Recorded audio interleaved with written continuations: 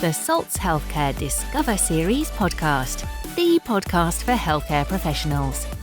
Interesting, entertaining, thought-provoking. Hi, my name's Angie Perrin. I'm the Clinical Education Lead for Salts Healthcare.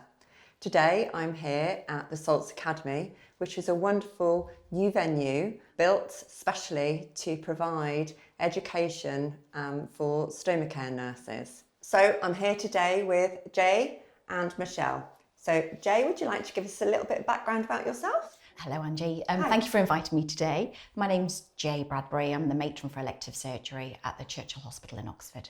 And Michelle. Yes, I'm Michelle Boucher and I'm the lead stoma care nurse in Salisbury Hospital. Wonderful.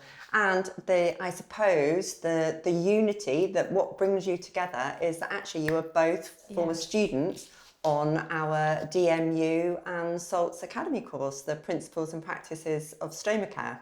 Jay, I think you were 2014 and yes, Michelle I was 2015. Yeah. Okay. And so how do you think that that's had an impact on your practice? Obviously, Jay, you're a matron now, but how has it sort of influenced you and perhaps your colleagues that you work with now? Sure, yes. So at the time I was actually the lead colorectal nurse specialist for the trust. You took over from me. And I took over from Angie, so there you go. So I was in a very good, a lot to live up to. We were former colleagues. Former colleagues, which was lovely. Yeah. I felt very much, because my background was colorectal cancer, so that was where all my experience and training was in, that I really should get a formal qualification in stoma care. I felt I had quite a lot of experience in stoma care even before I came to do the course, but to actually have that theoretical underpinning behind it really helped me. And I think, it allows that opportunity to networking. I think the only thing I felt I missed out is because I was one of the first students at the academy, the old academy, not here, was the master's course wasn't running. And so I can remember I literally started my master's in management at that point, and I sandwiched this stoma care module in the middle, thinking, well, it's only a degree module, I can manage that, but actually hadn't realised how much work there was to it. For me, what has really helped with my ongoing career is actually the actual modules and the coursework I had to do. So I can remember my assignment, the assignment that you're asked to do in your presentation. And I did mine on a very different aspect. I think a lot of people were looking at body image and sexuality and lots of other sort of concerns and sighting. And I looked at very much a management role. And I think because I'd come from colorectal cancer, I always felt very much the poor cousin, because colorectal cancer nurses never got anything funded. You're always begging for money, and the stoma care nurses were always being whisked here, there and everywhere. I know it's different now, and I sort of wondered, well, actually, how does this impact the patient? We've got sponsorship deals everywhere across the country by lots and lots of different companies, working sometimes well with the NHS, sometimes not, and actually what impact does this have with the patient and the nurses? And that's what I focused my assignment on. Okay. So I took it on a really much of a management focus, and I learned so much by doing that, and I think that's really helped me with my career because I looked at it in a very different angle. So, part of my role now is working very closely with the private sector as well as other companies, and looking at that from a theoretical side has really helped with that.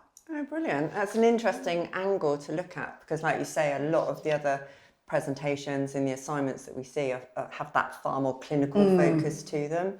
Yeah, thank you. Michelle, your assignment was quite a clinical focus, wasn't it? Well, it's interesting to hear that you took away that management slant and that's what you've developed. Actually, this is where my research started. So, lots of people were doing sort of diet and hernias. And at that time, we just noticed in Salisbury that more and more people with spinal injury were asking to have a colostomy. And I thought, that might be something interesting, a bit different. And actually that is where what has developed into much more of a research pathway for me started developing. So I can trace that back to that assignment. Yeah. But for me doing the course, I'd been a stoma nurse for only a couple of years, so I felt quite new. And what I really liked on the course was there was quite a mix. Some people, I think someone was literally only 6 months into being a stoma nurse. Other people had been there donkey's years. And I really liked learning from each other as much as networking. Hearing different practices. I can remember hearing one centre say, with this condition, we do this, and thinking, oh, well, we don't do that. And it's this whole learning process.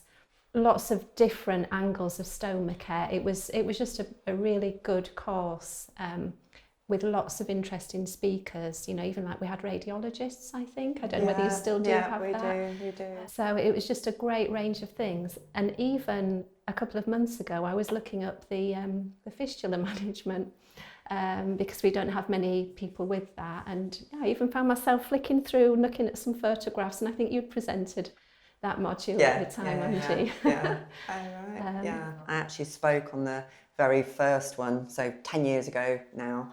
And so I've been speaking on every course, and then it wasn't until then 2 or 3 years ago I took over sort of the collaborative working with Penny, and actually having a clinical input to the course itself as well. So I think you mentioned earlier, Michelle, something that Penny said to you when I think after the results were out, you had a conversation with her. We did. It was on the last course the last set of study days, and she'd been really helpful with the assignment. And as I say, it was about quite a niche area, the people with spinal injury choosing a stoma. And just as we chatted, she said, I think there's a PhD in there. And something about that kind of lodged somewhere in my brain. And then the following year, my manager suggested I did a master's degree, and where everybody tends to do taught master's courses, I was aware that you could do a master's by research. And I'd found it so interesting researching and looking into this for the assignment. I thought, I'm going to do a master's by research in this specific area. And then after a year, I was able to transfer to a PhD course. And then 6 years of part-time study later, last year I achieved my PhD. Finally. That's huge, congratulations. That's such an achievement. It's amazing to think that was the catalyst from your really was. Assignment. It really was, yeah. Brilliant, that's great. And Jay, how many of your team, or how many of the stoma care team have actually been through the course? That's quite a lot. There's quite a lot, because obviously I think when I took over the team from yourself, there were a few band 7s who were very experienced and had already got at least degree level courses under them. And then as the team expanded, and I think at the time as well, trying to find some formal qualification for nurses for stoma care was incredibly rare. There just really wasn't anything around. I think since the EMB disbanded, availability, the freely available sort of courses, I think really can be quite limited. And I think because obviously Oxford has always had a very close working relationship with Salts Healthcare, that also really helped. But actually with the development of the course and actually what was involved with it, I thought this is just the ideal course for all the new nurses that I was appointing in, because a lot of them were coming from just basically from the ward, so they didn't have a specialist nurse experience, but actually, they had some knowledge of stoma care, but not the theoretical underpinning that you need, particularly the centre where I'm based at. We get a lot of complex patients because we're a regional, sometimes national centre for some of the patients. And this course has really helped those nurses develop. So actually, each time, and I think you've got another one starting next. Yeah, in the spring. In the spring. So she'll be starting, and I think that's the last one. But I think you've had... it might be 7. You've had quite a few. I've lost count, actually. Yeah, so 6 or 7 you've been counting. I think. But I think you're right. It's so important for nurses that are entering specialist practice to have that sort of foundation of knowledge to then build on the skills and expertise. It's what we really need to ensure that those patients that we're looking after within the world of stoma care get sort of like high quality care. And and I've been fortunate that I can see those individuals and the way they've developed, and a lot of that's because of the course they've done. It's given them the confidence where they think, actually, I think I'm doing this correctly. But actually the networking you're building up, and a lot of them are now presented at ASCN or produced papers and presentations, and you can sort of or moved on to become a speaker on the course, which I think you did yourself. What I did myself.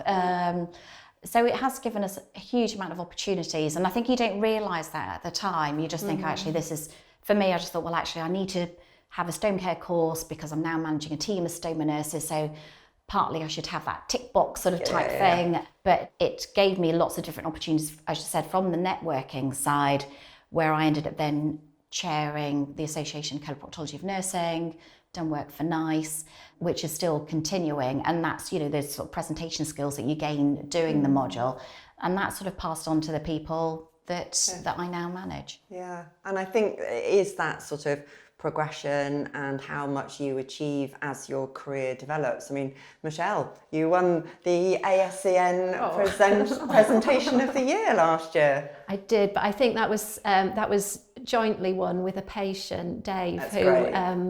I had a clip of him speaking, and actually I think he won it, because we all like to hear patient stories. That's, you know, that's what we're about. That's what brings it to life. That is nursing, isn't it? Yeah. I mean, it was great, and such a shame Dave actually couldn't make it himself. Yeah. But you're right. I mean, just in terms of actually having the opportunity to teach on the course, and I think for me that felt like I was giving something back, because then I could just teach about the cancer but relate it more to stoma care, which I think sometimes is missing, because people don't realise actually when patients are going through these very intense treatments, this is the impact it actually has on the individuals. And I found that really rewarding. Yeah, and actually from the evaluations on many of the courses, that is what is so highly valued and very, very well evaluated by the students on the course, is hearing and listening to experts and clinicians that are working, and they can relate to them, and I think it empowers them to think, I can do that. I want to be like them. It's been great talking to you. Thank you both so much for joining us today. Look forward to seeing you both soon. Thank you. Thank you. Thanks for listening. If you enjoyed it, please hit subscribe or the follow button now, and the next podcast will automatically go straight into your library. And if you have any ideas for future subjects, please email hello@salts.co.uk.